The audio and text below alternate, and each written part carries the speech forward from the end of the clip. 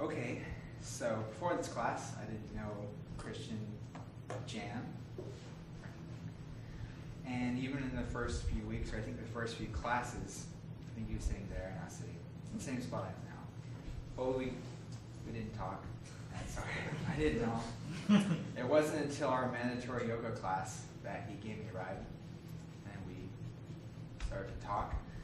And after that, we started sitting together, and like we are now, and I guess we became acquainted with each other.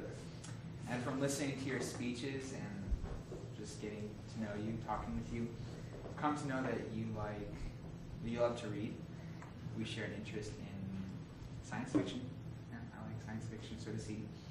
And though I do know that he appreciates a lot of other fiction and fantasy stories, which was one of his speeches on fantasy. I think that was his first speech. Looking from a core standpoint, I can say that he's definitely improved. It seems like you're more comfortable up here when you talk. Maybe you disagree with me, but I also appreciate your honest opinion of my speeches.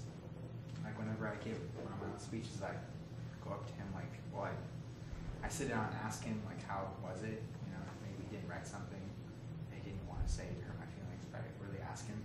And he's pretty honest, and I appreciate his criticisms because that helps me better myself also. And so, yeah, I think he's improved his public speaking, and he's definitely helped me. And so I'm glad I was able to take this class, and that he was a good friend to me because it made it more interesting. All right, thank you. Okay, and Kristen?